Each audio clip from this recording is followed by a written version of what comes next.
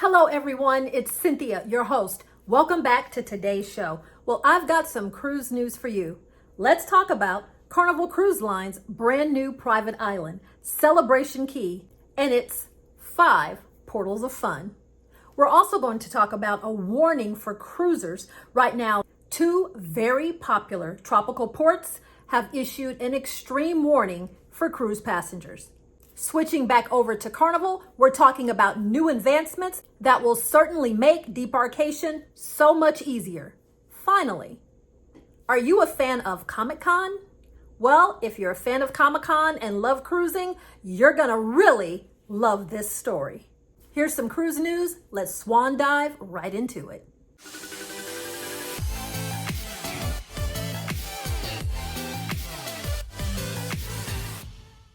Hello everyone, let's get right into it. First of all, it's a terrific Tuesday, the day that I am recording this video. I do hope and pray that you are having a great Tuesday as well.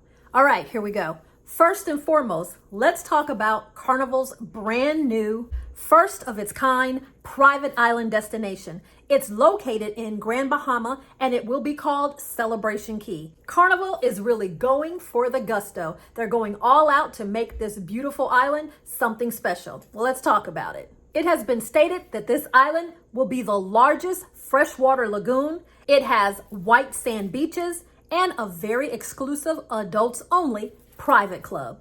Now, there are plenty of family spaces aboard this island, as well as a host of dining venues and, of course, bars for your convenience. Celebration Key will be a featured destination on more than 500 of Carnival cruises currently open for sale, and this equals 18 different Carnival ships that will be sailing to Celebration Key.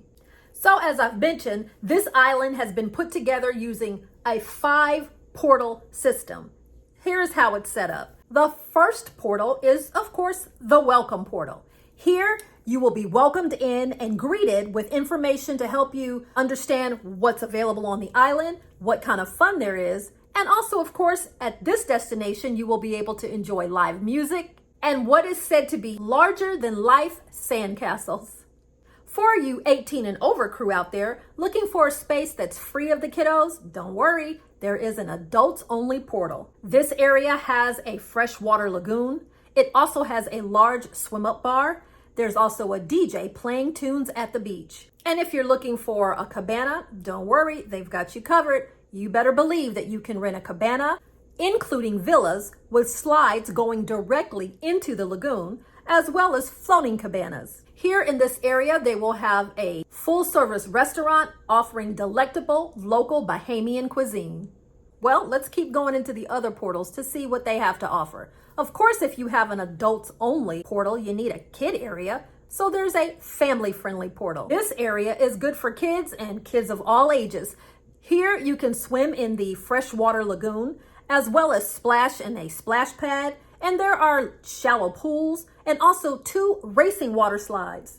There are incredibly large sandcastles here, as well as a beach with loungers and cabanas, and a sports court designed specifically for children and kids in mind.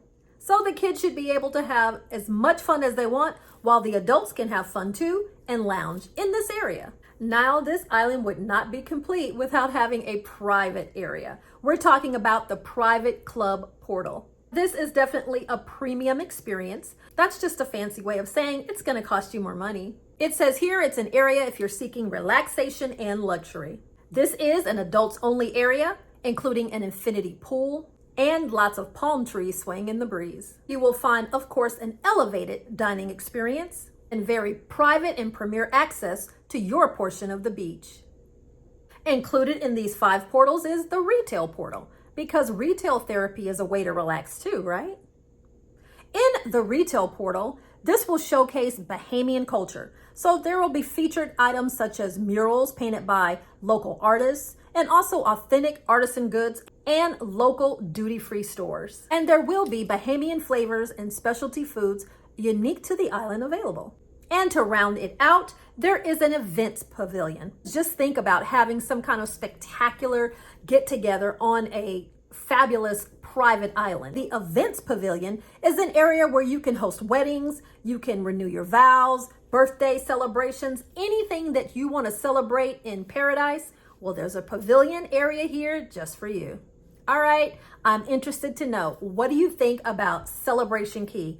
Are you a fan of cruise line private islands? Do you think Celebration Key will be a place for relaxation, fun, exclusivity? What are your thoughts about it? Are you looking forward to trying out Celebration Key? Who's going to Celebration Key? Let us know in the comments below. Now let's move on to some news that's certainly not as happy or friendly, but it definitely needs to be discussed. This is a warning for traveling passengers and cruise passengers as well. The U.S. State Department has issued a caution on two very popular tropical destinations. These two destinations are the Bahamas and Jamaica. Now, I know I probably could stop it right here and get lots of commentary. I don't go to Jamaica anyway. The Bahamas, I'm through with that. But these are two very popular ports that many cruise lines do visit. I know that some of you decide I'm not getting off at this time, but many others do enjoy the fact of getting off and seeing these tropical locales. If you are headed to the Bahamas or Jamaica, take note of these cautions. On Friday, January 26th, the State Department issued a level 2 warning for Bahamas. And in this warning, it was stated, violent crimes such as robberies, sexual assaults, and burglaries are occurring in both tourist and non-tourist areas of the Bahamas. Travelers are being cautioned not to answer doors at their hotel and not to physically resist any type of robbery attempt. On January 23rd, the level 3 advisory was issued for Jamaica. Travelers were actually urged to reconsider their travel plans to Jamaica. Wow, that's very strong. And many U.S. government officials are not even allowed to travel to Jamaica at this time. Violent crimes are on the rise, such as home invasions, homicides, sexual assaults, and armed robberies. Travelers are urged not to walk or drive at night, avoid public buses, and once again, do not physically resist any attempt at robbery. Medical care also could be problematic. Okay, these are very serious warnings. And as I stated, there are several cruise lines that travel to these locations. I'm curious to know, have you been to the Bahamas or Jamaica, either on a cruise or land-based traveling? And have you had any problems, any instances, anything occurring that you can relate to these type of warnings? Although we've been to both Jamaica and Bahamas on several occasions, thankfully, and I am grateful, we've never had any type of incidents there. Travelers, just be careful. Our next cruise story takes us to a theme cruise that's coming up, but I first had to figure out, what is ComicCon? I'm sorry to all ComicCon fans out there. I had heard of it before, but I wasn't quite sure what it was. So first, let me explain to all of you who are like me and didn't know what it was, what's ComicCon? ComicCon is a fan convention, and the primary focus is comic books and comic book culture.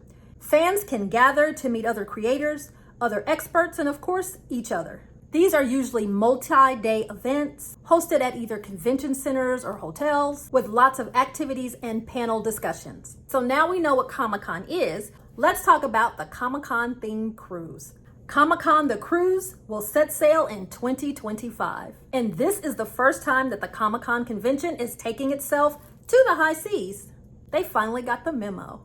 Cruising is the way to go. I digress. The spokesperson for ComicCon, David Glanzer, says that the cruise atmosphere will allow you to see a lot more things because there'll be a lot fewer people and a more relaxed environment. There's already celebrities signed up to be part of the ComicCon cruise. Here's a few names. Star Trek legend George Takei, Mary McDonnell, the 2-time Academy Award nominee, Warwick Davis from Star Wars, Harry Potter, and Willow, and also Ernie Hudson from Ghostbusters, just to name a few. Now, one of the reasons that this cruise should be such a success is because celebrities will be just like one of the guys. Guests will be able to take part in panels, games, and other activities, and the celebrities are sailing with them the whole time. That's right, you might go to get yourself a nice burger and stand next to George Takei of Star Wars fame. Or you're sitting in the pool or the hot tub right next to Warwick Davis. So if you're excited and interested and ready to sign up, this cruise will depart Tampa February 5th of 2025 on Royal Caribbean's Serenade of the Seas. Are you a ComicCon fan? Let us know in the comments below. Would you travel on this ComicCon cruise? I'm going to only guess that it'll probably fill up pretty quickly. And right now you are able to book that cruise. And now we have come to our final cruising story, and I'm so excited to share this, and many of you who cruise will be also. Let's make a debarkation process easier. It's already hard enough to get off of the ship when you've had the best time ever, but then you don't want to be clogged up and bottlenecked. It's just not good, especially if you're trying to get out of there pretty quickly to catch a flight or get on the road. Well, I've got good news. But before I end it with this great story, here is my opportunity to remind you to subscribe to the channel. It costs you absolutely nothing, and it helps us out a quadrillion, billion, pazillion bunch. It just helps the YouTube algorithm to know, hey, they like what they see over there at Right Recipe for Travel. Let's push it out to more people. So please take the time to subscribe below and also give us a like and a thumbs up, and share this with anybody that is interested in cruising, traveling, or cruise news. I thank you so much. Let's get on to the story.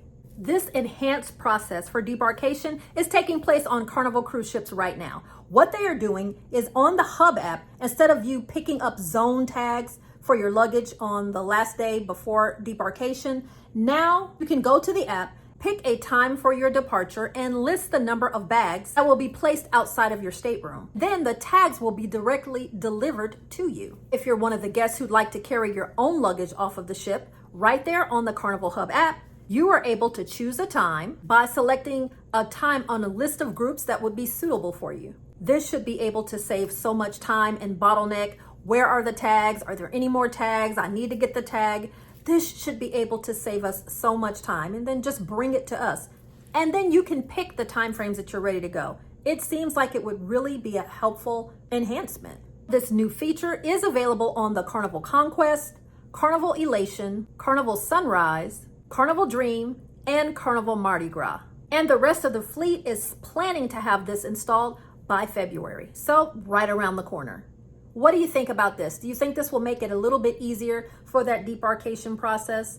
I am looking forward to trying this out very soon on our next cruise. By the way, when is your next cruise? Anybody traveling on the Icon of the Seas?